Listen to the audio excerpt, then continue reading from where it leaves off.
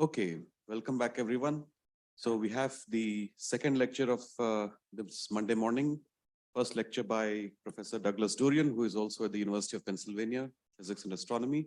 And he'll be delivering 3 lectures this week, the first of which is on the physics of dry foams. Since we all have come across foams in our daily life, I expect a lot of questions. Thank you. Thank you, Mahesh. I'll second that. It's great to be here. And I've really enjoyed all the lectures and interacting with students. Is there any way to turn down the volume a little bit? The volume, yeah. So I can project then. I can talk louder, which I like. Thanks. Yeah. So I've really enjoyed interacting with students, and I appreciate all the interesting interactions we've had so far. And I'm super impressed at all of the questions, the depth and the breadth of the questions that you've given to the speakers, and I hope we'll continue that with my talks today. So as Mahesh said, I'll be talking about the physics of dry foams today. So these are mathematically ideal cellular structures, and we'll focus in on a lot of the background materials or the physical chemistry and the mathematics that underlie the microstructure of dry foams, and then we'll pick up where that leaves off with the physics of wet foams, because real foams, when you make them in the lab, are not mathematical objects. They're real things. They have non-zero liquid content. They're wet. And with that comes a lot of interesting new physics, okay, which is beyond what you can understand by thinking about dry foams alone. So these 2 lectures will have a lot of background material, but I'm really going to sort of aim them the way I present things and sort of end up bringing you to the forefront of some current research. I'll make it personal that we're doing in my laboratory. So we'll kind of aim it towards that. A bunch of current things I'm excited about. All right, and then the 3rd lecture will take a complete we'll go off in just a completely new direction, talking about the electronic learning metamaterials that Andrea ended up her lecture speaking about. So that's where we're going to go. All right, and again, I very much welcome questions throughout, so please. All right, so what's a foam? What's a dry foam? Well, there's lots of different kinds of foams, but my focus is going to be on aqueous foams. So foams that are made of water plus some kind of impurity, some kind of chemicals that will stabilize films at least to some degree and give foams some non-zero lifetime. Okay, so if you look at them from a distance, whoops, I will learn how to operate this at some point. If you look at them from a distance, they're smooth and creamy and opaque and delicious maybe. But if you zoom in, you'll see they're composed of bubbles. So foams in general are a bunch of bubbles jammed together, if you will, in some impure liquid. Okay, and there's lots of interesting behavior at all these different length scales, which I'll try to bring out. All right, so let's just take a grand tour. Lots of different ways to answer the question, what is foam? So foam is, as I said, first off, it's a dispersion of bubbles in some surfactant solutions. And if you look at pictures, what you immediately notice is that they are disordered. They're naturally disordered and polydispersed. And actually, as we move in towards the more research parts of the talk, we'll see where these structures come from and why they are intrinsically disordered. You can make crystalline ordered foams, but they won't last. If you go away and come back, they'll tend to look more or less like this.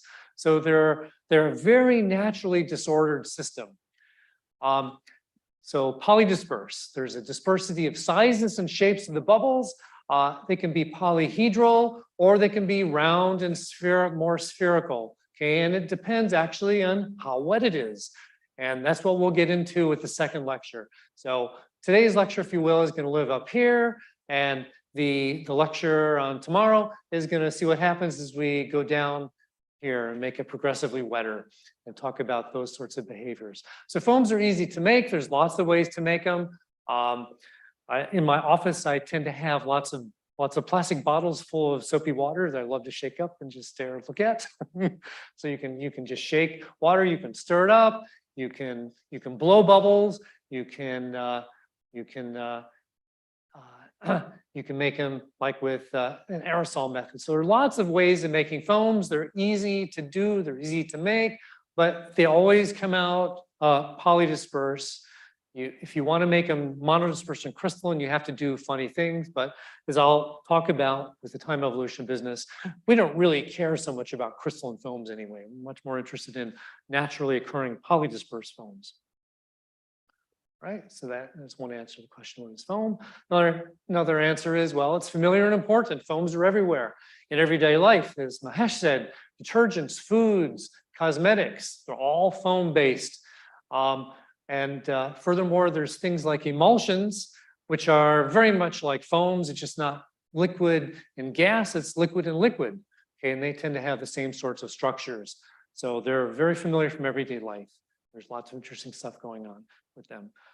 There's a lot of unique applications. So if you want to think about foam as a material, you want to design your material to do special jobs, and there are lots of special jobs you can do. I'm not an expert in any of them, but you can see there's a wide range of topics there.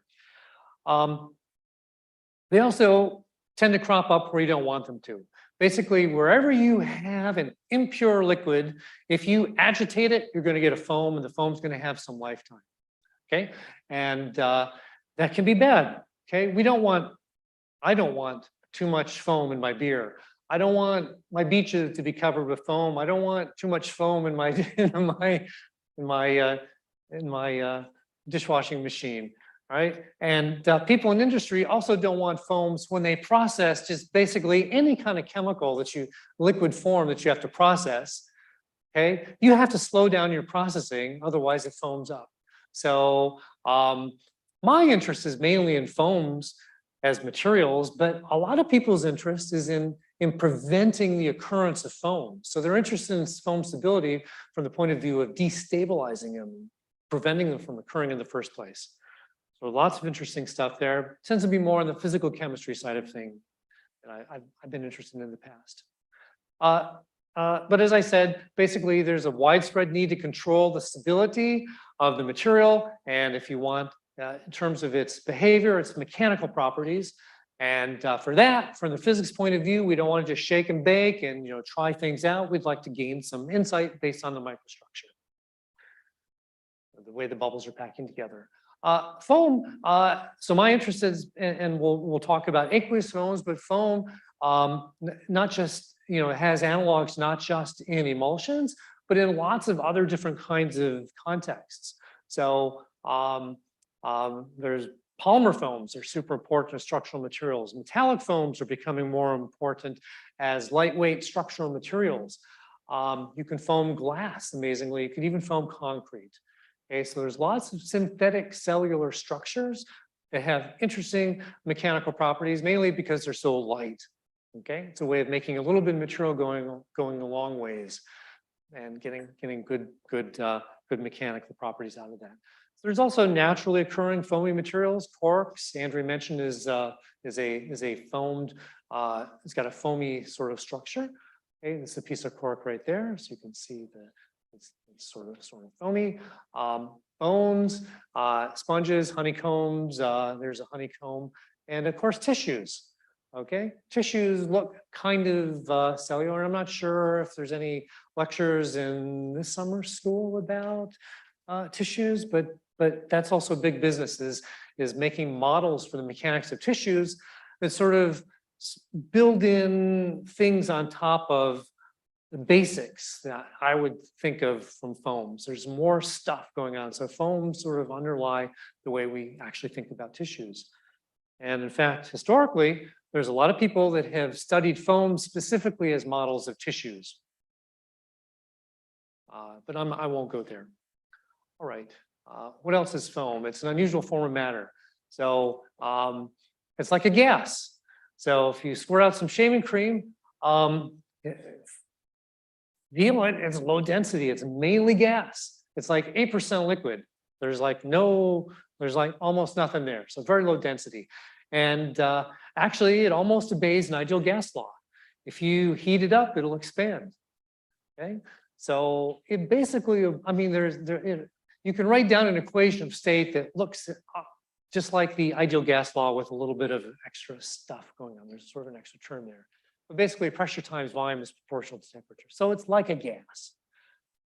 It's not like a gas in that it's not constant. It doesn't fill space, but right, it's got a constant volume, right? Because there's a finite amount of liquid in it.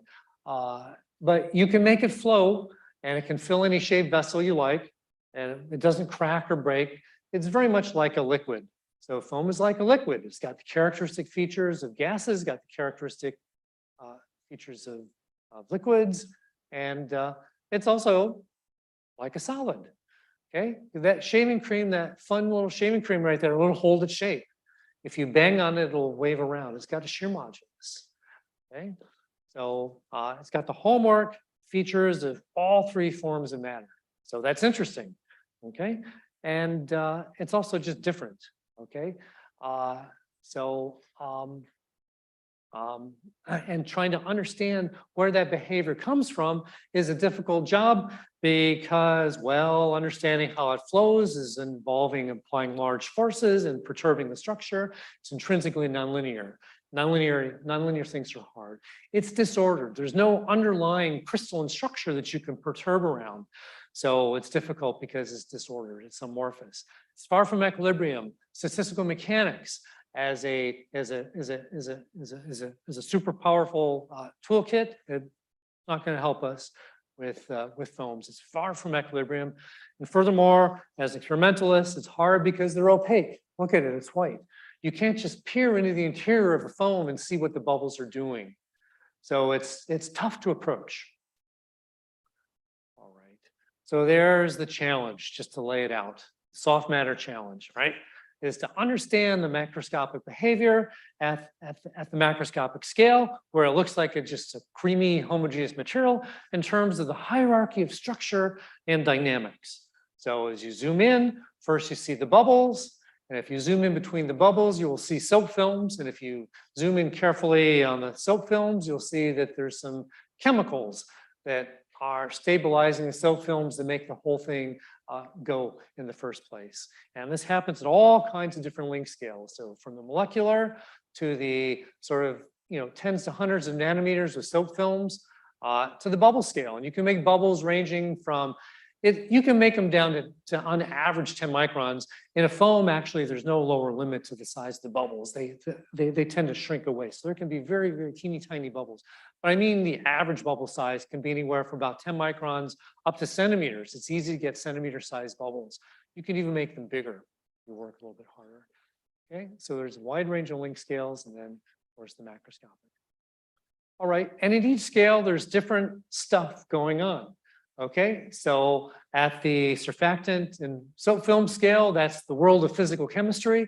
So I love to go to meetings where I interact with physical chemists. Okay, I love to go to meetings where that are devoted with foams, where we talk about the behavior going from the surfactant to the soap film scale. So what stabilizes those soap films? How do the surfactants do their job? All right. At the next scale, going from soap films to bubbles, there's a bunch of names here that we'll talk about. Okay, there's Laplace's law, Plateau's laws, Euler's rules, rules of Lewis and Desch and von Neumann that we'll talk about. And then finally, at the other scale, there's more collective effects, things that you wouldn't guess would happen based on your knowledge of behavior at these two length scales, just offhand. So the way the behavior at this scale emerges from the many body interactions of all these bubbles together, taking as a collective whole, that's where my interest lies, going from the bubble scale to the macro scale. Okay, so that's sort of the hierarchy of structure. We're going to begin here with physical chemistry, and we'll spend a lot of time then after that talking about in the context of dry foams, these names here, and we'll sort of march our way towards this towards the end. All right, good. So any questions so far before we dig in? So now that's sort of the biggish, broadish introduction. Now we're going to just sort of do some specifics. Okay, so good.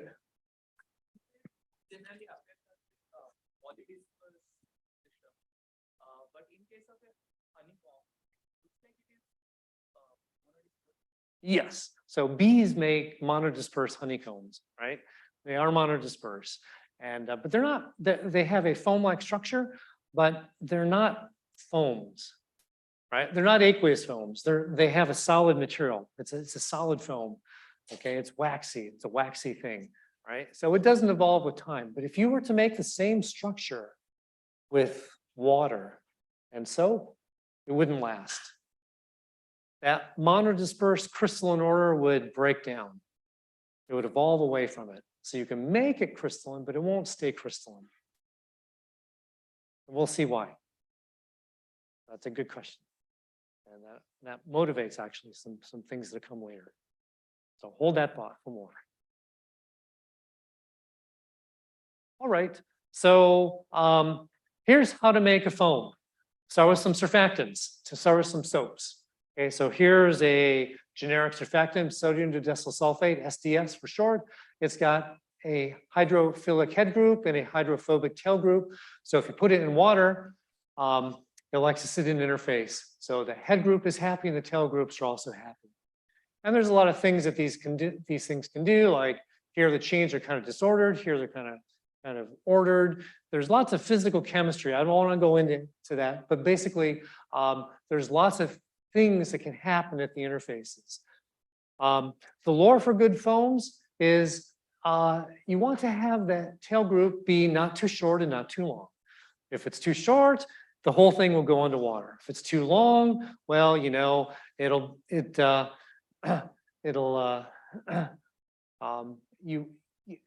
crowd the interface, and you also won't make a good foam.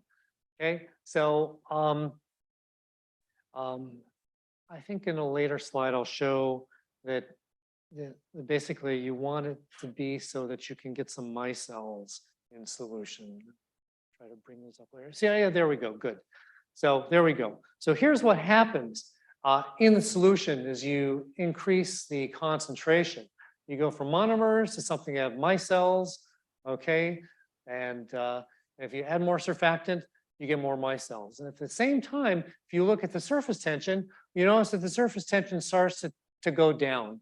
So when there's only single surfactants in the solution and sort of very, very few then on the interface, the surface tension is constant. This is the value for clean water. As you get up towards the critical micelle concentration where you start forming these structures, the surface tension starts to go down. And then once you formed a bunch of micelles, if you add more surfactant, well, you know, the interface is already loaded up with surfactants. And as you add more surfactants, basically, well, the interface is already loaded up. You can't lower the surface tension anymore. The surface tension becomes constant, okay? And the lore is you want to sit out here, okay? So just above the critical micelle concentration. So in solution, we want to see something that looks like this. And then the surface, we want to see something like this. And that should make a good foam. I showed a plot here of surface tension, but I want to point out that lowered surface tension in and of itself does not stabilize a foam. It's not enough to have a small surface tension. What you really need is to stabilize the films from rupturing. That's the crucial thing.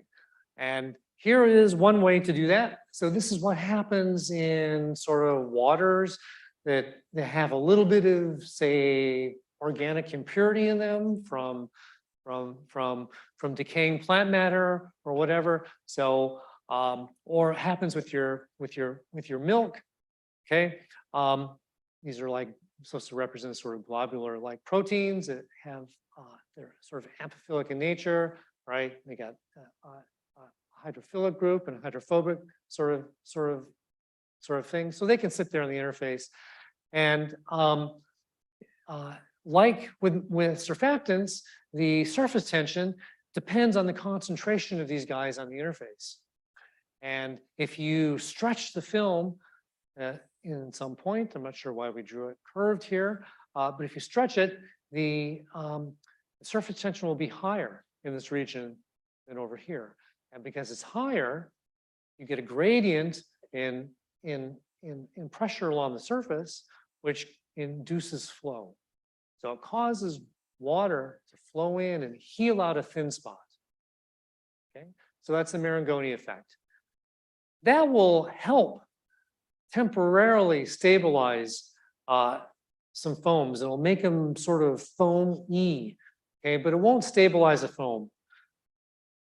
Okay, it won't, the bubbles eventually pop, and you'll get, if you look at it, you'll get something that looks like this. There'll be just a few big bubbles that are sort of popping together and little teeny tiny bubbles underneath. So it looks, very inhomogeneous, okay, because the bubbles are popping all the time. But it's stabilized largely just by the marangoni. All right, so here's a better stabilizing mechanism. Oh, good, a question. From the last slide, actually. We'll go back. So this flow is happening as you stretch the film because like the most surfactant, they want to come and make surface tension more uniform. Is that why the flow is generated? That's right. That's right. You're inducing flow from a low to a high surface tension region to try to heal out that spot. Right. So Doug, when you talk about this stabilization, you're only talking about bubble popping, but there's also coarsening and drainage, but that's a different story. We'll get there. That's right. I'm just talking about what gives a film some stability in the first place. Yes, this surface tension gradient is only at the surface, but the flow is in the bulk also, is it? Or due to the gradient, the flow will be at the bulk or only near the surface? I'm thinking in this context really about films. So this is supposed to represent, bubble one up here, bubble two down here, and here's a thin spot between those two bubbles. And if it thins further, the bubbles will pop together and coalesce. But instead, what happens is water will flow in and keep the bubbles from merging.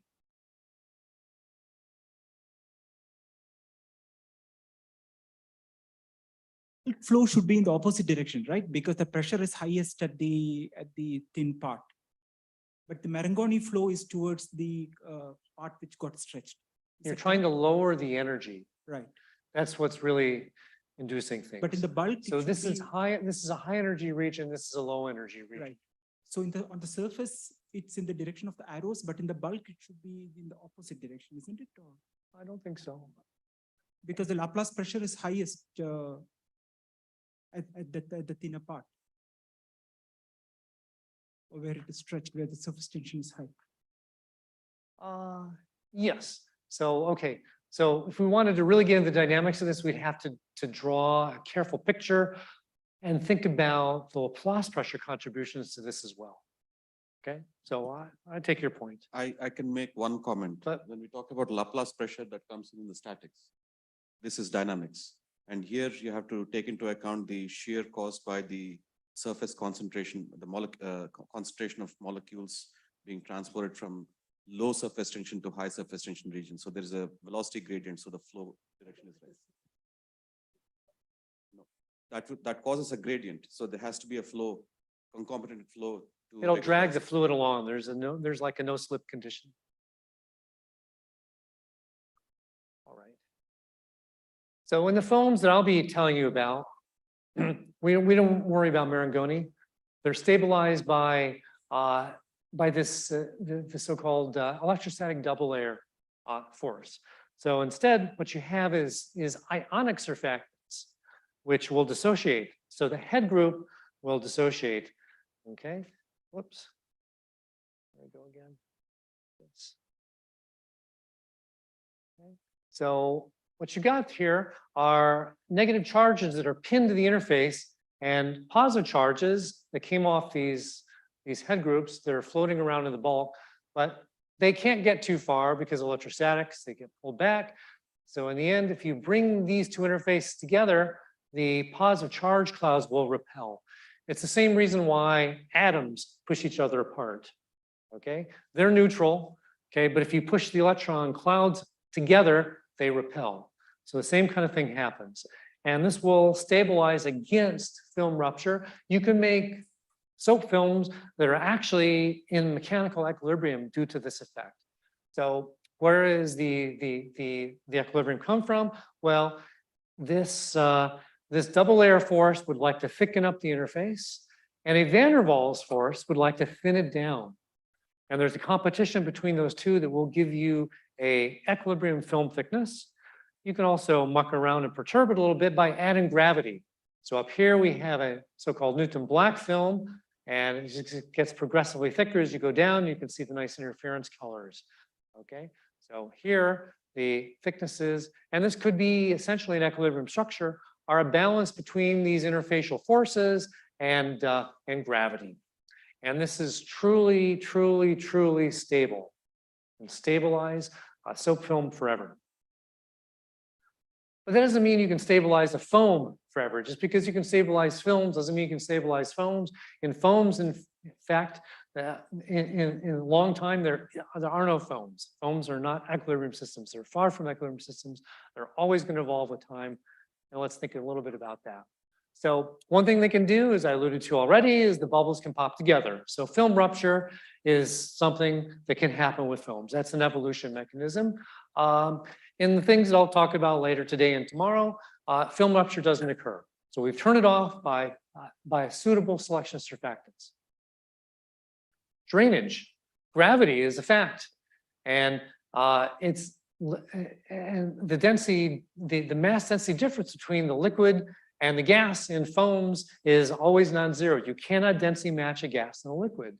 Gravity is always going to pull down the liquid, and it can run down through these structures, the films, and well, these other stick-like things I'll talk about in a little bit. So anyway, the liquid will fall, or if you like to think about it the other way, bubbles will rise and it'll drain.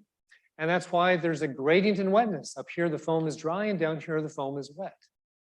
That's gravitational drainage in action. This is not something that you can turn off, at least on Earth. Okay. And it's faster for wetter foams.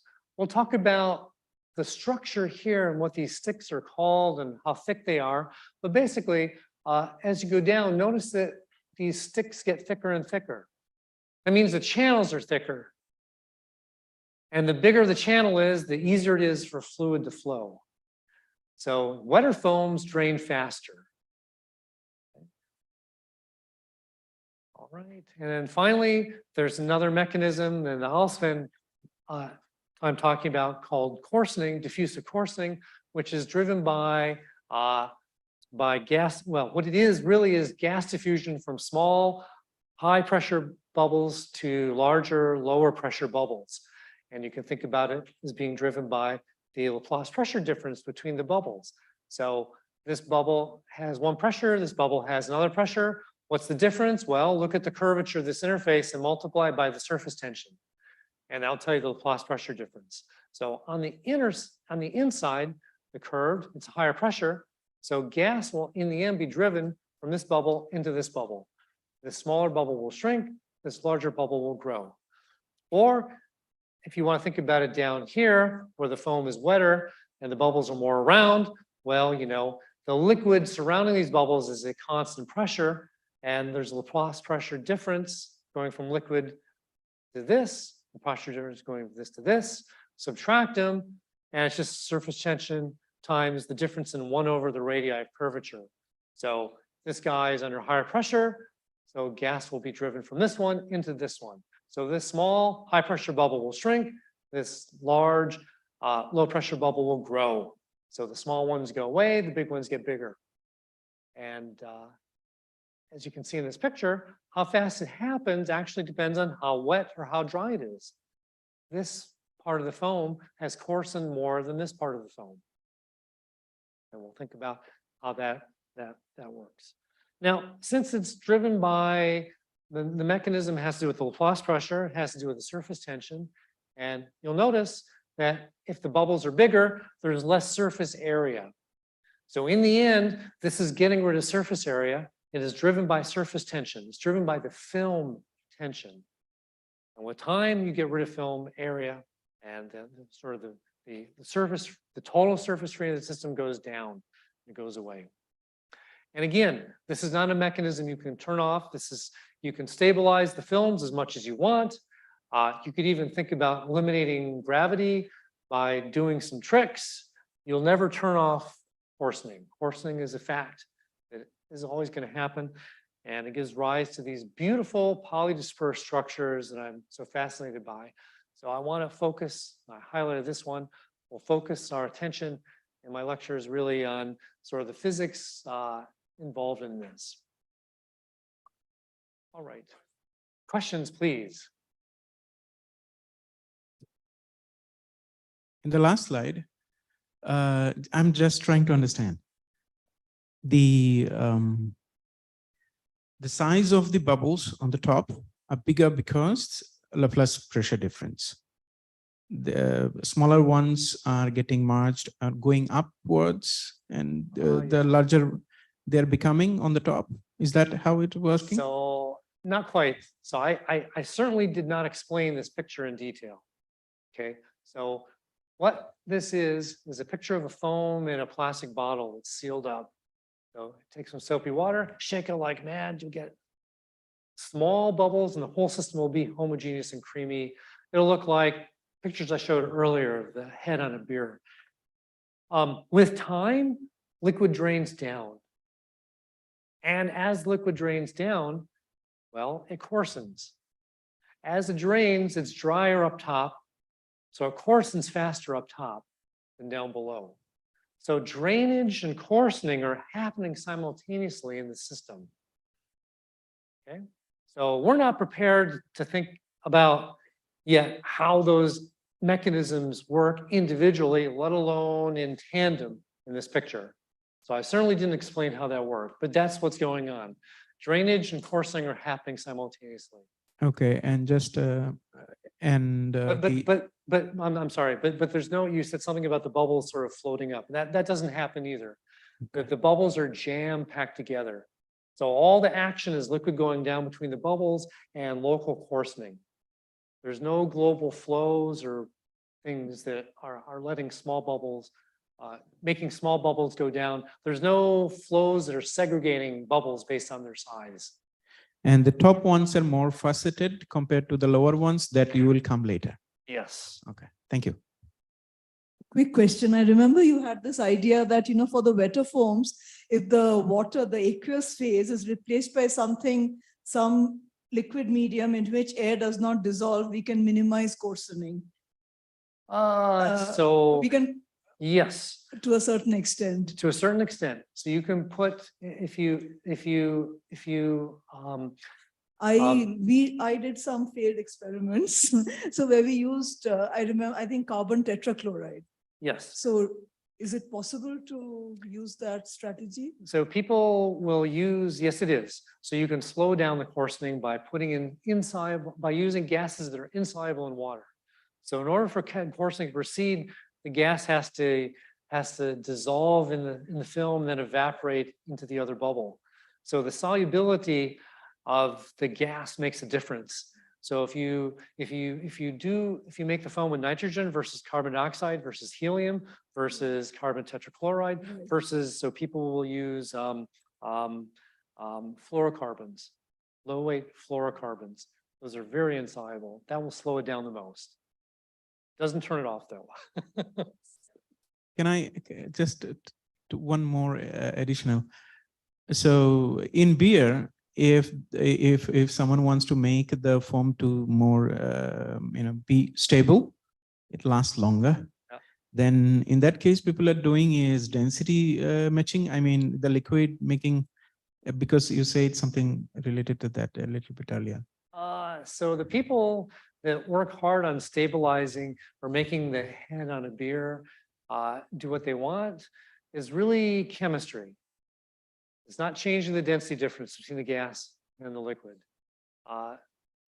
If you buy a fancy can of Guinness stout, there'll be a little container in the bottom which bubbles in nitrogen rather than carbon dioxide. Okay, yeah. So it's all chemistry. It's all chemistry tricks.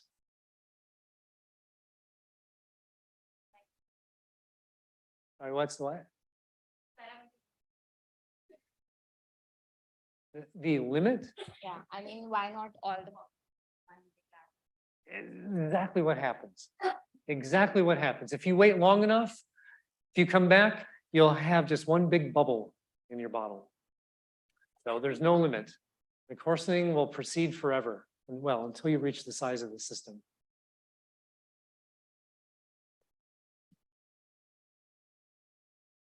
All right, good. So let's talk about microstructure. Let's talk about the microstructure of dry films. And here's a little bit of jargon that's been developed in the community. So people will talk about dividing up the foam structure in a dry film. So we're looking only up here where it's dry into 3 different topological features. Okay, since the bubbles are polyhedral, we'll talk about their faces, their edges, and the vertices. And the faces are the soap films. So we talk about soap films, which you don't see. Okay, they're thin. You don't see the soap films, but they're there. The plateau borders, these are the edges of the polyhedra. And those are what you primarily see. And as you go down, these plateau borders get thicker as the foam gets wetter. And then the vertices or the nodes are where the plateau borders meet. Okay, so there are 3 topological features that you can think about using to describe the microstructure of the foam. And there are rules for how these things interact that were developed by Plateau. And it's all about maintaining local mechanical equilibrium. So for example, there are basically 3 things. I just flash them all at once. The first one is films have constant curvature. And that's driven by Laplace. Okay, because the pressure in the gas is constant. Okay, so the pressure difference between bubbles, well, it doesn't matter where you cross the film. Okay, you better have the same Laplace pressure difference. So the total curvature of the film better be constant. So that's important. Constant curvature films. As in this structure right here, this is sort of the I don't know what you want to call this. This is sort of an elementary unit that you could use to construct the whole foam. So there's a vertex and 4 plateau borders. So these plateau borders in cross section, we can kind of see here, they're scalloped triangular. 3 films meet at a junction. So each film, each plateau border separates 3 bubbles. Okay. So they're these plateau borders are 3-fold coordinated, and the films meet them at 120 degrees because they have tension and they're pulling on each other. So to maintain mechanical equilibrium, they have to pull equally in the 3 different directions. So they're separated by 120 degrees. Similarly, the vertices are separated, well, are 4-fold coordinated, and they're separated by a tetrahedral angle. Okay, cosine inverse of 1/3. So that's in 3 dimensions. In 2 dimensions, we'll talk a lot about 2-dimensional foams. The films are just circular arcs, and they meet at 3-fold coordinated vertices, 120 degrees. And these are Plateau's rules, and they seem nice and intuitive. And they're not so hard to show if the plateau borders are straight, but actually if the plateau borders are curved, it's very difficult to prove these things by construction, but this is done by Jean Taylor, and she published her paper in 1976. So not so long ago. This was still an outstanding mathematical problem. All right, so those are soap film junctions. These are the ways you make a dry film. Here's a little picture. You can see why if you like, we can think about having a plateau borer coming in out of the page right here, or we can think about this as being a vertex in 2 dimensions. Either way, it's 4-fold coordinated, and you can see that if you separate it out so that these 2 bubbles become neighbors and these 2 don't become neighbors, you actually have a smaller amount of interface. So this is more stable. This energetically, this has lower energy than this. So this 4-fold coordinated structure is unstable. It'll naturally split up into something like this. That lowers the surface tension energy. And this kind of thing, where you have a 4-fold coordinated junction, actually happens during flow and during the coarsening process. So maybe you're shearing the foam, or maybe it's coarsening. So here are 4 bubbles. Let's focus in on these guys. So A and B are neighbors, C and D are not. But with time, this little film here gets smaller, and it shrunk just after the next point to a point, and it's separated, so C and D are now neighbors. And this in the business is called a T1 process, a topological change of the first kind. And jargon begs the question, what's T2 process? And that's where a film, where a bubble shrinks away. So this would be like by coarsening. This guy is under high pressure. These three surrounding edges will get smaller and smaller, and eventually this will evaporate, and you've had a topology change. Okay? So those are different kinds of topology changes that happen in the network. All right, going back for just a second to more mathematics. So here is a picture of the honeycomb. And why do honeybees make it hexagonal? Well, because it is very optimal in terms of using small amounts of material. They want to make the most cells they can with the smallest amount of wax. Okay, so they choose a honeycomb structure. Why did they do that? Why is this the smallest? If you want to divide two-dimensional space in a way that that minimizes interfacial area at minimize the amount of interface at constant area, why should it be hexagons? Well, if we look at it, we scratch our head and say, well, that's pretty obvious. But in fact, as a mathematical fact, it wasn't proven until 1999 by Hales. In 3 dimensions, we don't have an answer. This is Kelvin's problem. Okay, how do you do it? And he supposed there was some sort of structure that looks like this. This rendition here suggests that there's 2 different shapes of bubbles, but it's not true. This is very close to being the Voronoi construction you would get if you start with a BCC lattice. Take that Voronoi construction. The faces are flat. Okay, that means that the edges don't meet at the right angles. It's not in mechanical equilibrium, so you have to let it relax until it satisfies Plateau's laws. And that's what Kelvin supposed might be the answer for the way to divide space in a way that minimizes interfacial area, something like this. And his conjecture stood for a long time until along came Dennis Weir and Robert Phelan, and they used surface evolver, and they found a structure that has just ever so slightly smaller amount of interfacial area. And now, in fact, there are 2 different kinds of bubbles, not in volume, but in shape, and they have different pressures. Okay, so it's super unstable, actually. You can't really make it. But we don't know if this is the best. Okay, it's withstood the test of 30 years. Okay, but the problem is open for you to solve. Okay, see if you can prove this is the right answer, or see if you can find something is better. Okay, so there's a problem. It's Kelvin's problem.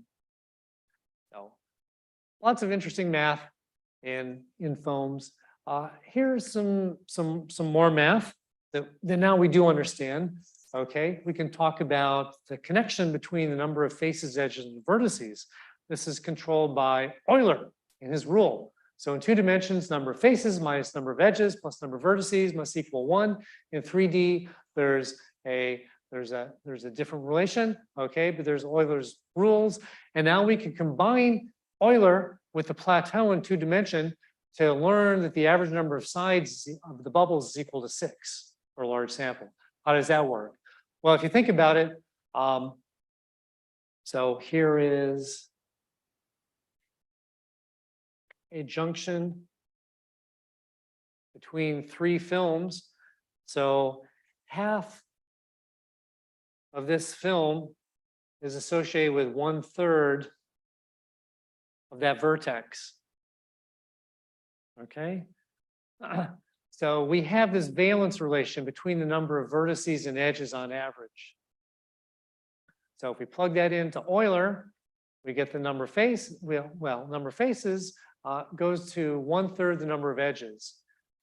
And then we can calculate the average number of edges as, number of edges per cell. Well, that's each edge is shared by 2 bubbles. We multiply it by 2, divided by number of faces, use this, we get 6. So the average number of edges of 2D bubbles is equal to 6. Obviously, it's true for hexagons. Okay, they're packed so nicely, but it's also true for disordered structures. That's a nice thing. You can do something similar in 3 dimensions. And so, for example, if you think the average number of faces is 14, then the average number of edges would be about 5. About 5 edges per face in there. Of course, we don't know what is the average number of faces. This rule is true, okay, but we don't know really what is the average number of faces or the average number of edges per face. All right, so there's more of an outstanding problem, but it's collective, and then the answer is going to depend on the structure of the system. All right, and it raises lots of questions. So if you want to just go at this sort of empirically, as experimentalists, go in there and measure things. There's lots of things you can measure. You can measure bubble topologies, the distribution of side numbers, the distribution of face numbers, bubble areas, distribution of face areas, distribution of bubble volumes, not to mention quantifying shapes. These things, knowing topology is not enough to know about the shape, okay? How these things evolve and how these things all interact with each other. So this is all collective stuff. So there's a lot of mathematics underlying it, and there's a lot of physics that come into play, and that's where the fun is for me. All right, so let me start to transition then to talking more about diffusive coarsening. And rather than give you lists of papers, let me just show you that there's some nice books that you can get your hands on, check out from the library, and read more about sort of the background physics. Let me go into this. So these are good tutorials that I can recommend. All right. Any questions before we dig into the next sort of? Yes, please.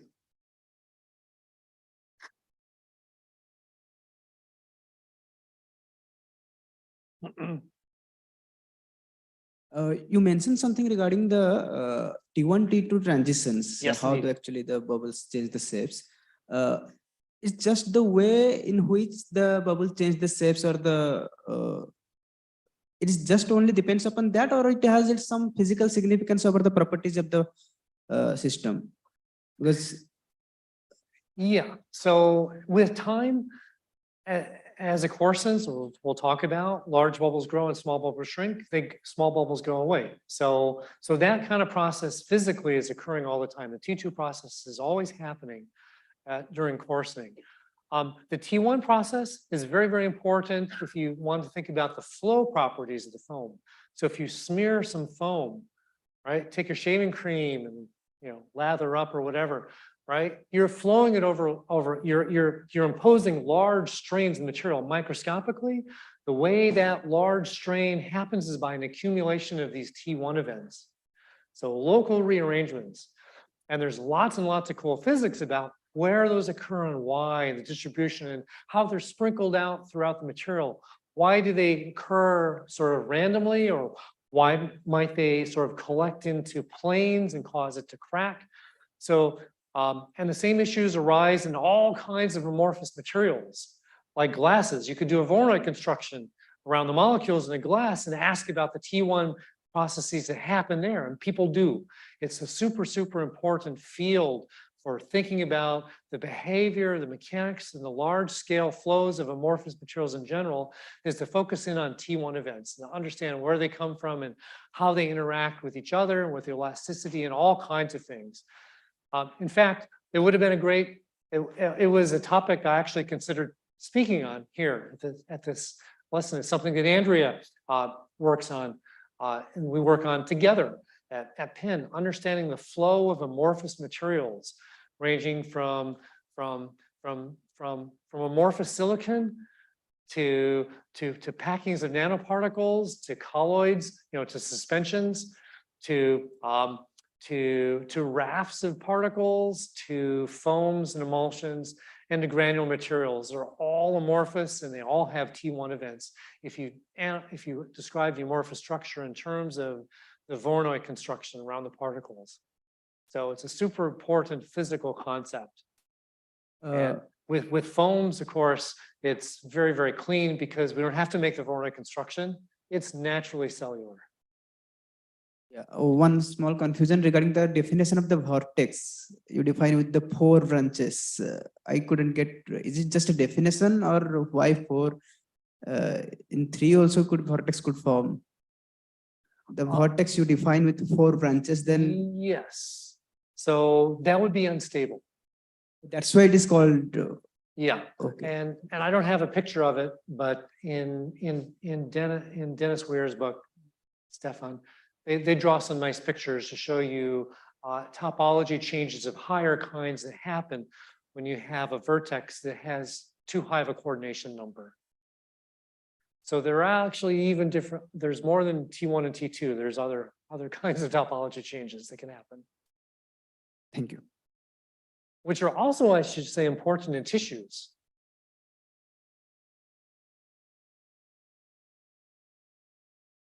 Earlier you said the 4th is unstable, but it is in the confluent limit, right?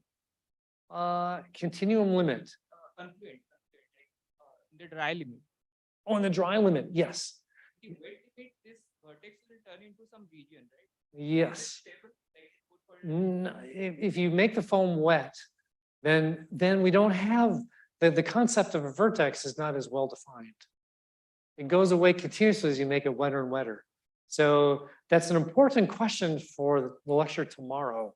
To what extent does the underlying topology rule the day as we make it wetter and wetter? It's a really important question. And it turns out in 2 dimensions, it helps a little. In 3 dimensions, it doesn't help as much in a way that can be quantified with a theorem. Okay? So we actually need new ways of thinking about quantifying the structure that don't depend on the topology. It's a really important question. measured the relative angles between this. Like, in dry limit, you said it is 120 degrees. Yeah. In wet limit, has anyone studied? It's still 120. If it's there, it's still 120 degrees. Still 100. Still 120 degrees. Yeah. I have a detailed question about the Plato's rules. So you said that we can treat the bubbles as three kinds of object, and one of them is the film. And the first rule is that the film has a constant curvature, but the film itself has 2 surfaces, right? Because it's air, liquid air. Right. So which curvature are you talking? We're talking about the curvature of the film. So imagine that the interfaces are parallel. So the film itself is very, very, very thin on the scale of the bubble. So if you want to think about the structure of a real foam that's dry, okay, we suppose there's a big separation in length scales between the film thickness and the bubble size. So the films, right, if it's curved, the 2 sides are curved the same. The film thickness is constant. That breaks down if you make it wet and you sort of inflate the films.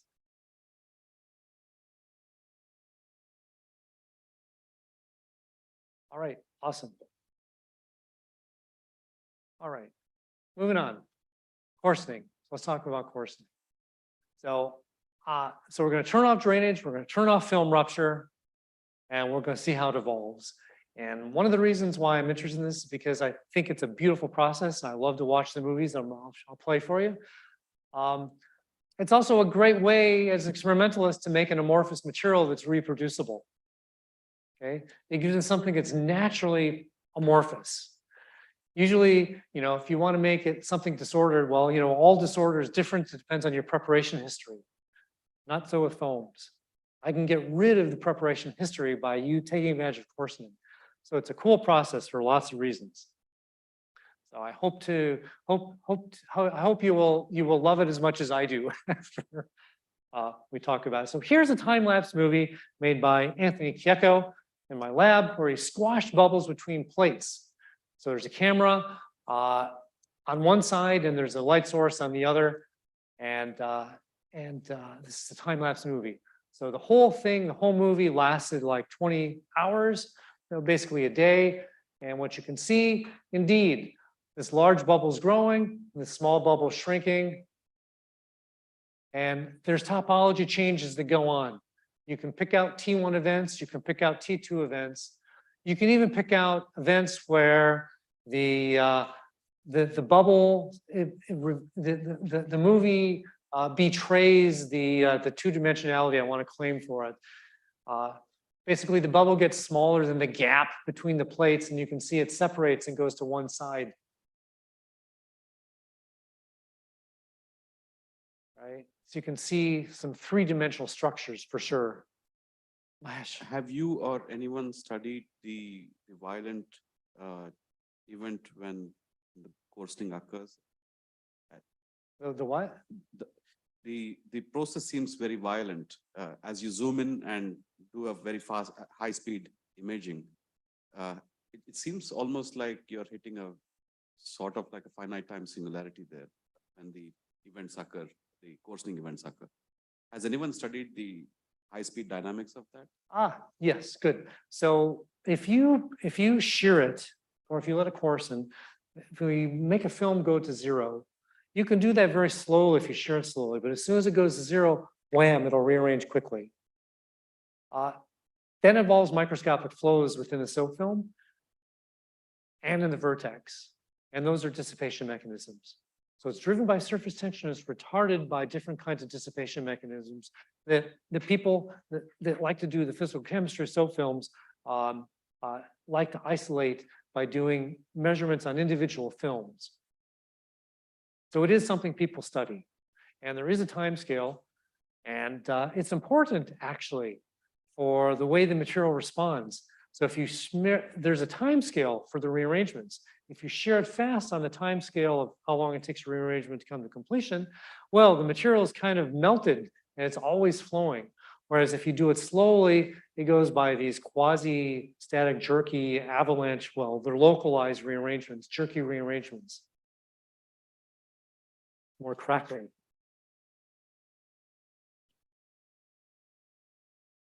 Yeah, in these videos, the interfaces look pretty straight. Is there some pressure constraints like no? Because if you just have a small bubble and a big bubble touching each other, then you would expect the interface between the two bubbles to be curved. They're actually curved. It's just that the curvature is hard to see for the bubbles.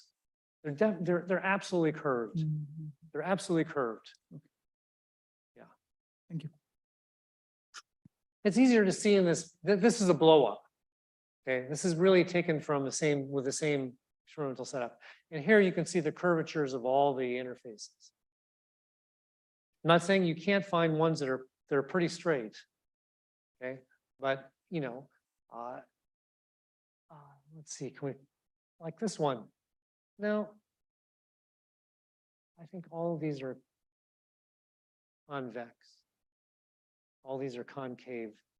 But you can find bubbles where there's a range of where the curvature is different in sign as you walk around the edge.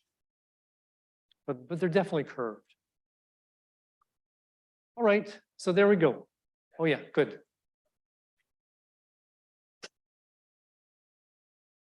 For this movie, actually, is it actively being compressed or like it is just No. kept there? It's kept there. Oh, So it's thick glass plates, mhm.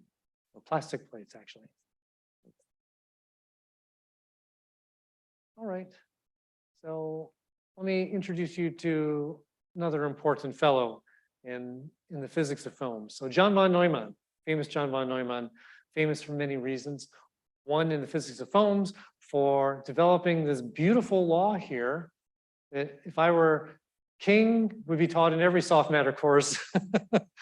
It's the rate of change of area of a bubble is proportional to its number of sides minus 6. So it says that 6-sided bubbles like these are not going to change area. 7-sided bubble is going to grow, 4 or 5-sided bubbles are going to shrink. So it says that the topology of the bubble rules the day. It's just the topology. And it's a beautiful little calculation that I want to take you through. Okay. So, and it holds only for 2 dimensions and for perfectly dry films like I've drawn here.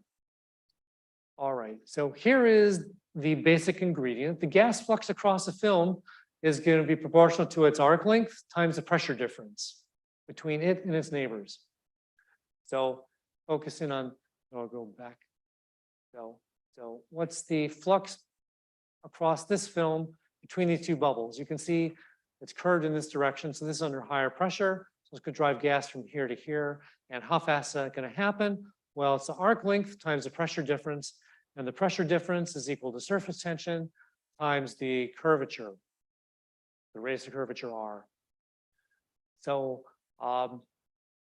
interestingly, okay, if we write that out, okay, arc length is L, pressure difference is 1 over R, L over R, if you look at this picture, is the angle subtended by this film. So that's ingredient number 1.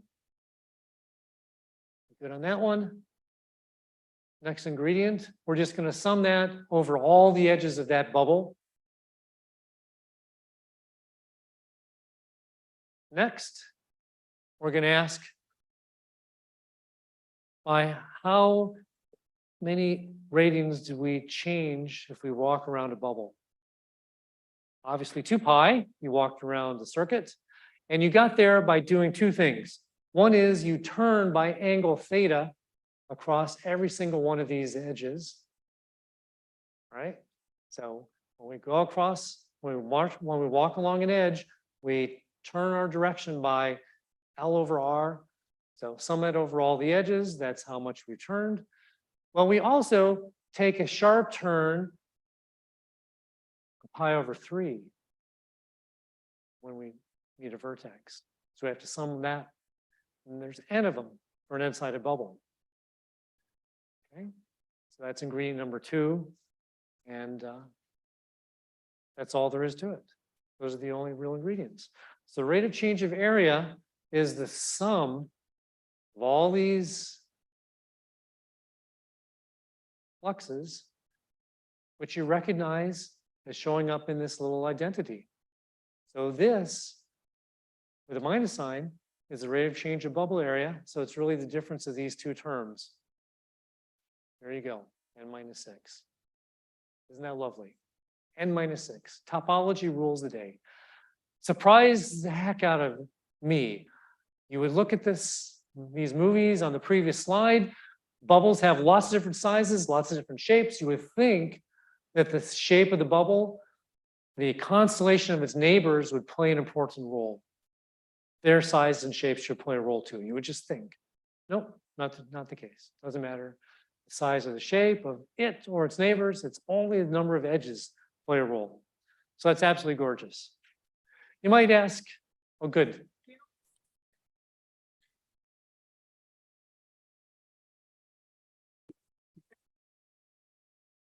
This goes back to Ranjini's question. So there's a proportionality constant here that I totally didn't talk about. It's the surface tension and the solubility of the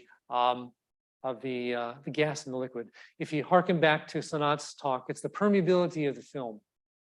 So there's physical chemical parameters that come into play.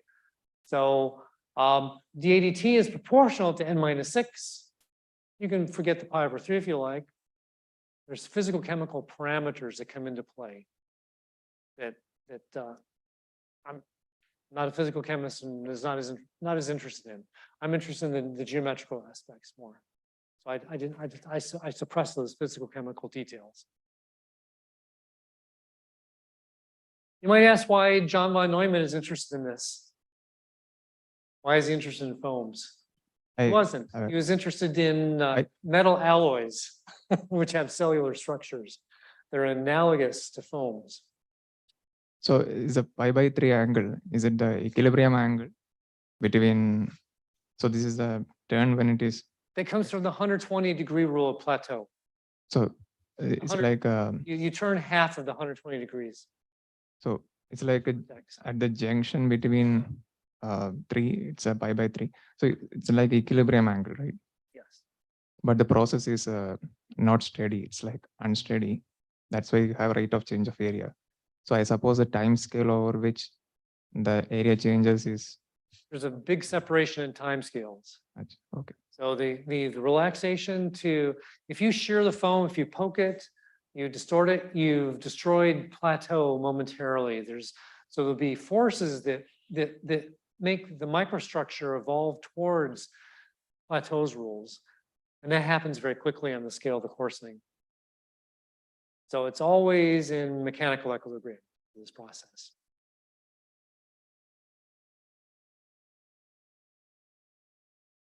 Even the T1 process is fast compared to, so the T1 process is fast compared to the evolution of the bubble areas. So there's no appreciable area change during a T1 process.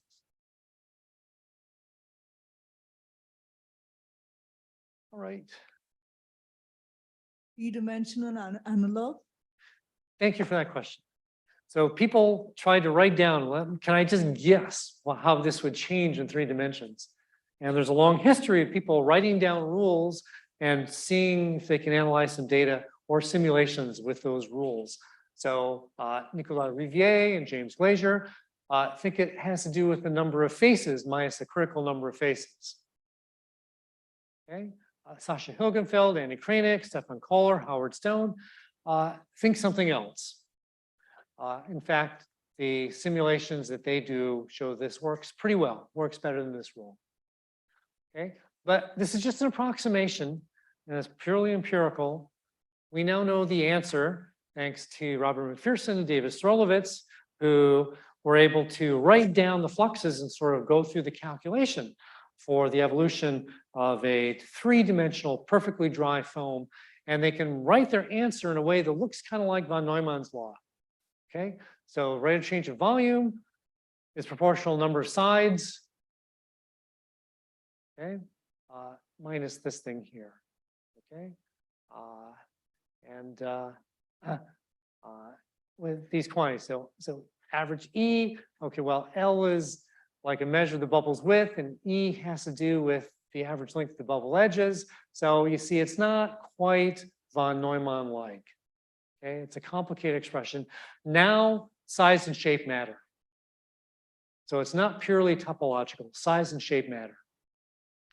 And I don't know of a systematic way of taking this rule, this exact expression, and sort of perturbing it or trying to make an approximation to be able to derive something like this. Okay. You can do something like that. Layer of hexagonal bubbles. In 2 dimensions, it'll continue to evolve with time. And I'll show you what the structures look like. So hold that thought. All right. Good. So how do foams coarsen? Oh, good.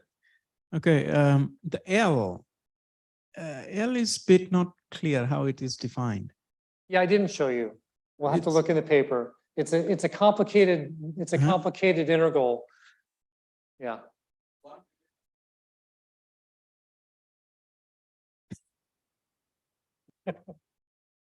It's in the paper. It won't give you any physical insight to look at their expression. It doesn't give me any. Maybe will you? Take a look at their paper. Okay, so we now know how bubbles change their shapes, but how do the foams evolve? Foams are collective many-body systems. How does von Neumann law at the bubble scale conspire with all the bubbles to give you the coarsening movies that we saw? How does that collective stuff work? Well, one way to think about it is to ask what is the rate of change of the average area? What is rate of change of average area? Okay, and you might think that vanishes because of the von Neumann law. Okay, and the Euler rule, right? If we take the average of the right-hand side, that's 0. Well, the rate of change of average area is not the same thing as the average of the rate of change of area. And your mistake is because the number of bubbles is changing with time. So we have to do something more complicated. And I can show you, I'll show you a derivation of this in a second, but here's the basic answer. The rate of change of average area is proportional to the area-weighted average number of sides of the bubble and some measures of the bubble shapes. Okay.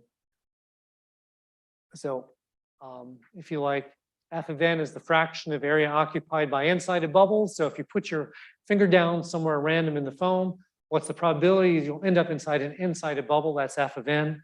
So if we rewrite this, okay, so this way, n is the area-weighted average side number. It's not the average side number, it's the area-weighted average side number. That controls the rate of coarsening.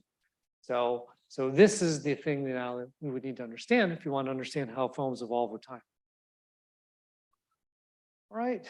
And the other sort of more general question is the approach to long times. What happens at long times?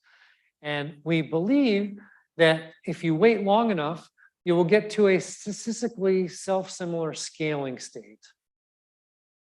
Okay, where the memory of the initial conditions has been erased. So here's a foam that's clearly, it's got sort of maybe bidispersed. There's a bunch of small bubbles, a bunch of big bubbles. With time goes on, the small ones go away pretty quickly, and you reach a state that is very, very, well, it's independent of the initial conditions. And people can see this in simulations as well. So there's an approach to the scaling state where the average bubble size, well, the average area grows as time, so average radius grows as time to the 1/2. How does it do that? All right, so here's some data showing you, I'm going to maybe go faster on this, showing that the von Neumann law works well. Here's rate of change of area where each point represents a bubble. And you can see that, well, 8-sided bubbles collect up here, 7-sided here, etc. So the von Neumann law works well. And we can think we reach this self-similar scaling state where we can measure distributions of bubble sizes. Okay, this is the probability if you grab a bubble that has n sides. It's probability if you put your finger down somewhere that's inside an n-sided bubble. We have different distributions and different averages. So here's a number that's important for the rate of change of average coarsening. Okay, of course, the average bubble, the average number of sides is 6. Okay, but this is a new number, which has been measured. Okay, but we would welcome some theoretical understanding, some insight as to where this number came from. Okay? It's purely empirical, only from data analysis. Important, I think, question about the mathematics of ideal 2D dry foams. All right, and we can think about other sorts of empirical relations like the bubble sizes themselves. What's the distribution of bubble size? Well, here's the cumulative distribution function. And I made a semi-log plot because it's sort of exponential-ish, but actually it's got some downwards curvature, so you can fit it to a decaying power law, and that would be a Weibull distribution, but maybe with a cutoff for large bubbles. There are no, there's not arbitrary large bubbles. There seems to be a characteristic average bubble size. So there's like some cutoff. Okay? And so anyway, here, 3 different foam samples of different initial conditions. And I plotted individual points with the largest 5 bubbles. Actually, Adam Roth plotted, of course, because he did the measurements. And you can see here that the extreme statistics are different for the 3 samples. But up here, the data collapse very well. So, and the gray curves are different ages of the sample. Okay.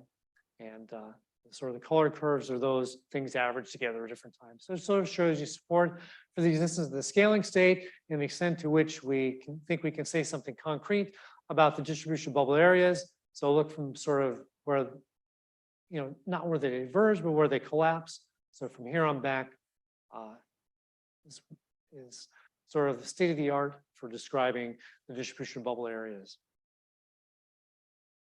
And there's a connection people like to think about between bubble sizes and the number of edges. And they call those size topology relations.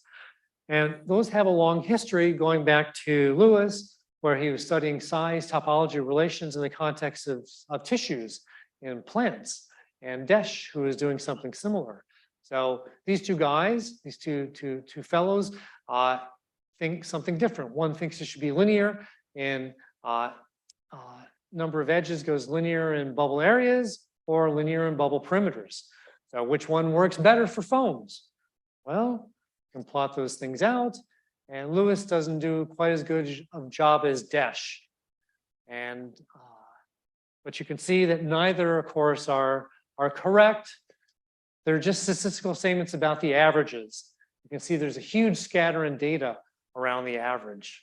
Okay, but Desch, you know, these points here, the squares are the averages, and you can see there's a pretty good linear relationship. There's not a very good linear relationship between the squares and for the area. So Lewis doesn't work as well as Desch. What is granocentric? So Jasna-Bruich has a nice way of thinking about the structure of size topology relations in granular materials, where you look at a grain, and then you ask how many grains of a given size can fit around it. So with that, you can get a connection between size and shape, and she calls that granocentric. And with that granocentric sort of calculation, you can come up with these, these dotted curves. All right, so that's just a heuristic way of doing it, which totally ignores the actual microstructure. All right, so let's see. So let's think about time evolution again. So here's other size topology relationships in the context of time evolution. So now I was going to do the derivation of this equation for you, but in a more general approach. And the way you do it is by writing down an identity. So this is kind of horrible to look at. So basically the average area raised to the pth power, I can just write and then introduce some factors of unity and rearrange them in such a way that basically this term, number of bubbles times the average area, that's the sample area, that's constant. This, in the scaling state, it's average A to the p plus 1 versus average of A to the p plus 1 averaged. This is dimensionless, so in the scaling state, it should be independent of time. Ditto for this, well, this is just unity. So the only thing that depends on time is this term here. So if I differentiate left and right-hand sides, this is easy, and this is easy, and I can do that and rearrange, and I get this more generalized relationship for the average area, rate of change of average area. Depends on the area to the p weighted average side number. So there's a general expression, a general, more general derivation of this expression right here. Why I like it is because here it is again. Left-hand side is rate of change of average area. Doesn't depend on p. Right-hand side cannot depend on p. And therefore, it must be true for any values of p. So I can write the right-hand side for arbitrary p. So let me call it for p and q and equate them and rearrange. And here's a mathematical identity that connects size and topology. So there's a size topology relation here that follows from the von Neumann law and the assumption of self-similarity. That's kind of cool. And we can test that in the lab, and it works. It works pretty well. Okay. I can do more. There are other things that there are other identities that you can develop by the assumption of self-similarity along with combining with von Neumann's law. So here's the rate of change of area to the p averaged. Okay. Here's one it's also, well, to me, pretty to look at. It's the rate of change of something that has dimensions of area, and that's average, the pth weighted average side number -6, and there's experimental tests. So those things work pretty well. And it raises another question that I could pose to you guys. Okay, can you break into this and give me some rules for the evolution of the side number distribution and the area distribution? Those are outstanding problems. They're very, very well defined. What are they? Maybe this could be a starting point. All right. Here's another thing. I'll point out the so-called Abu-Weir law, which is also actually, actually was never able to follow Dennis's derivation. But anyway, it gives you a connection between the average side the number of sides of you and your neighbor. So if you have n sides, what's the probability, or what's the average number of sides your neighbor has? That's m, and that goes down.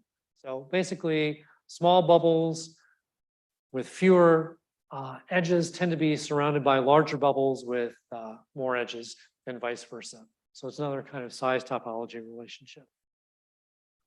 All right, so in the remaining time, I want to talk a little bit about a way to think about the approach to self-similarity, because it's important for analyzing data, and it has analogs in basically any kind of phase separation process that you can think of. If you will, the coursing process is the kinetics of phase separation. The gas and the liquid are getting away from each other. The thing is coarsening. This happens in alloys, it happens in polymer systems, it happens in all kinds of different contexts, liquid-liquid phase separation, you name it. There's coarsening processes, and we would like to think about them evolving towards a self-similar scaling state. And how do we do it? It's not so easy, okay?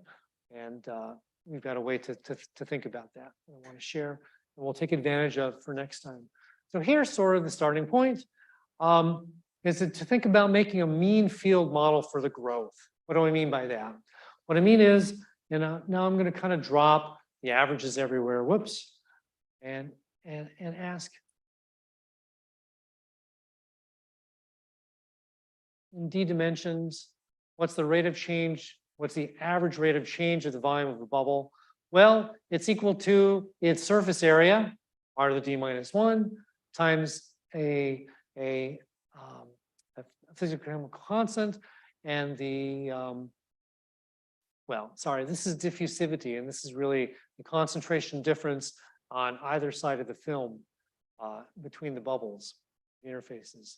Okay, so it is set by, and this harkens back to Sonat's cushion. The flux is solubility times pressure difference divided by the thickness of the liquid in between them. And the pressure difference, this is the mean field part, is 1 over your radius and 1 over a critical radius that neither grows nor shrinks. And this critical radius is like the mean field background. So if you do this for a froth, where the bubbles are very, very far apart, so you've got a system that looks kind of like this. There's a critical bubble size that neither grows nor shrinks, and it's setting the concentration of dissolved gas in the interstitial fluid. So this is the dilute limit of an extremely wet foam. Okay, that's the Lifshitz-Sliazov rule for phase separation of dilute grains or froths. Okay, and Lemlich and Markworth wrote down a similar thing for foams. This is their model for the coursing of foams in 3 dimensions. And the only difference between the two approaches is what you think of as the separation between the bubbles. In the case of froths, okay, it's going to be some long distance because, well, you know, you solve the diffusion equation for concentration as a function of position away from the bubble. And, you know, if this one is going to shrink away, well, the concentration will be higher and it'll flow down. A larger bubble, the concentration will be smaller. Stuff will flow in. Okay, but it's responding in either case to a mean field background set by the critical bubble size. Okay, and this distance over which this decays is just set by not the bubble spacing, because these are supposed to be very, very, very far apart, but it's set by solving the diffusion equation for one bubble in a sea of, you know, of liquid. So of course the scale is set by the bubble size R. And of course for foams then, it's the film thickness L. Okay, so there's, if you like, the rule. And you can simplify that to look like this. So rate of change of bubble area is proportional to 1 over R, or just a constant, times the difference in critical versus, you know, your size. Okay, so that's a rule. And you know, if you like, let me give you an alternative definition, sorry, derivation of this, and we can see why it's approximate. Okay, so we're going to say von Neumann's law, rate of change of area, n-6, and by area we mean pi r squared. So r is the circular equivalent radius of the bubble. Okay, so we're just going to write that. Now we'll use Desch's rule for connecting the size of the bubble to the number of sides. And we'll write it as, remember, n is proportional to perimeter in Desch's law. So must be proportional to radius. We'll just put a 6 over RC there so that when we stuff this into this equation, we get this expression here. So you can see this is very much an approximation, though this is exact. All right. So we combine this with mass conservation. We got to keep track of all the gas and all the liquid. We can develop some integral differential equations for the growth of the population, the distribution of the bubble sizes. And so Lifshitz-Sliozov did that famously and analyzed it in the steady state. Markworth wrote down the same thing and did the same thing, but had to make an assumption about what is the critical radius. In either case, integral differential equations are not fun to play with for analyzing data. So we developed a simpler way of thinking about it, where we'll suppose that the same sort of rule applies to the average rather than just individual bubbles. And to do that, we're gonna put in another constant s here, okay? Because the average of 1 over the radius is not the average, the 1 over the average radius. And since in the scaling state, the critical size has to grow in proportion to the average, anything with dimensions of the average radius has to grow in the same power law. We'll suppose that their time derivatives are proportionate. So there's another empirical parameter that'll go into the model. In other words, we're going to suppose that the critical radius is related to, in a linear way, to the average radius, with some terms that depend on the initial radii at time 0 and the critical radius at time 0. So these will be the things that determine the initial conditions and how far you are away from the scaling state. To make a sort of longish story short, let me skip ahead and try to wrap things up and show you just that you can solve those two equations in forms that look very similar to the scaling state, but with a parameter delta that depends on the distance away from the scaling state. So if you're in the scaling state, delta is 0. If you're not in the scaling state, delta measures the width of the distribution relative to that in the scaling state. So there's no way you can follow me now. But let me just show you that this captures the behavior just by the eye test with things that people see in simulations. So here's what our model predicts for different distributions, and here's what people see. So you can see that they match quite well. If it's too monodispersed, it starts to grow more slowly. If it's very polydispersed, it initially grows faster, but eventually you forget initial conditions and you grow as a power law. And there's the whole expression. It's too ugly to look at. T to the 1/2. Yep. And just, let me just sort of skip ahead. I know it's late. This is getting maybe too technical, but basically we can take data like this. This is old data that I took a long time ago when I was a postdoc, and we fit this to a power law, and we got a funny exponent of 0.45, order 0.45. Well, we scratch our heads, it's a wet foam. We're not in the dry limit. So it makes sense. I know in the wet limit, I expect 1/3. In the dry limit, I expect 1/2. Maybe effectively we have something that's a little bit in between. Maybe we're starting to cross over from one limit to the other. We could also scratch our head and say, well, maybe I have prepared it in the scaling state. It came out of the can of shaving cream. How do I know I have the right distribution of sizes and shapes? Well, now I've got a tool to study that. And in fact, I can fit it to our new expressions, and that's the solid curves. And we get better fits, assuming that goes to, you know, I could treat, okay, so here's the fitting form, right? It's got the exponent beta, and now it's got this little bit of extra thing here that sets the difference between the preparation and the scaling state. It should be 0 if it's prepared in the scaling state. If it's not in the scaling state, delta can be positive or negative, depending on if it's 2 mono or 2 poly disperse. So if I fit to this form, adjusting both beta and delta, I get better fits, and beta equals 1/2 comes out. So it looks as though actually this shaving cream, as it comes out of the can, has the dry limit expectation for the scaling exponent, but it was just a little bit more polydispersed than it should be in the scaling state. It's a little bit more polydispersed. So we've got a tool for studying that. And It's being very wet. There's also some drainage that's going on, right? Does There's that some what? change drainage? yes. Yeah. So you could wonder if drainage is also playing a role in affecting this exponent.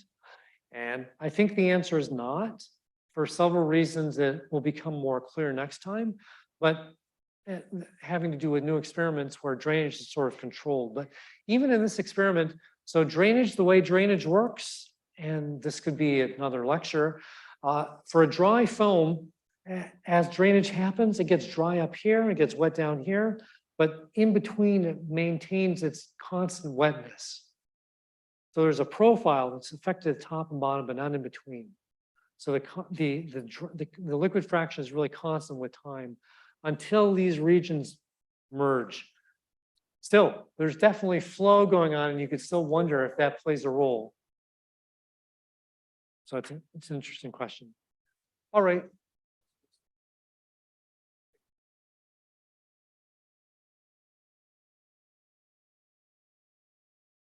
It absolutely does. So the question is, does coarsening affect the drainage? And the answer is it absolutely does. So the more it coarsens, well, if the bubbles are bigger, it drains faster.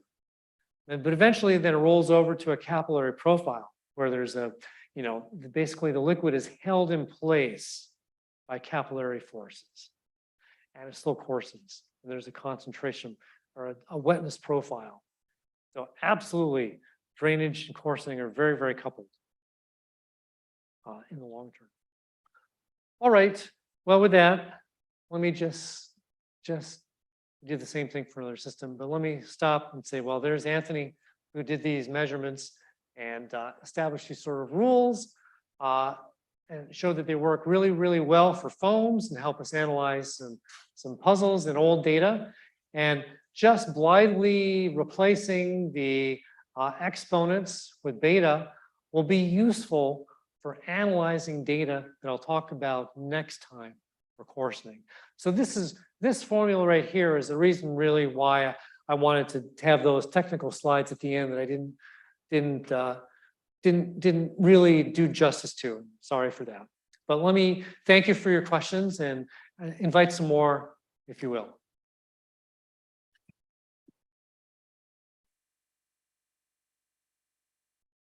Questions?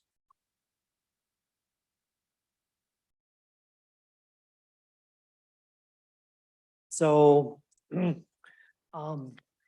this expression, there's no critical radius. So R0 is the radius of the bubbles at time 0. And this is supposed to be just the average. So the critical radius, if I go way back to the model,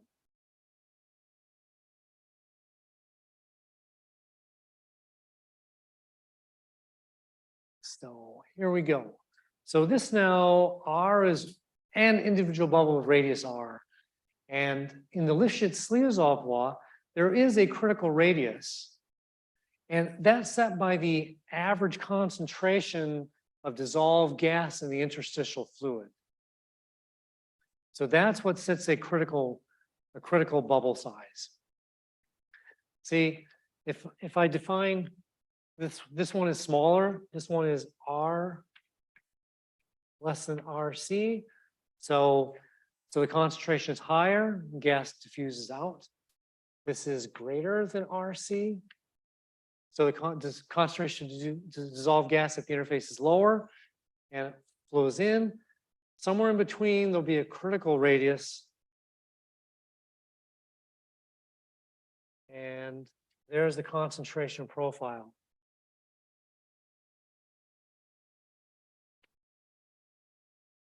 R is equal to RC.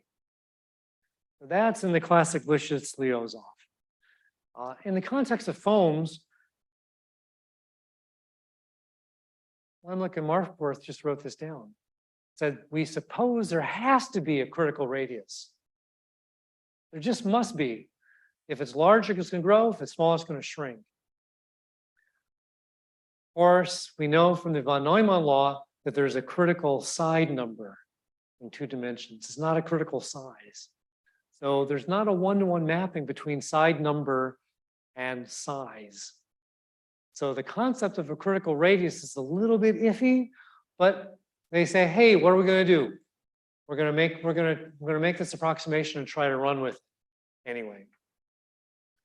And in their model, the critical radius is set by the ratio. Something went wrong with my copy and paste. It's too fuzzy to read, but it says R21. The critical radius is R21. It's the average radius squared divided by average radius. The second moment divided by the first moment is what goes into their model.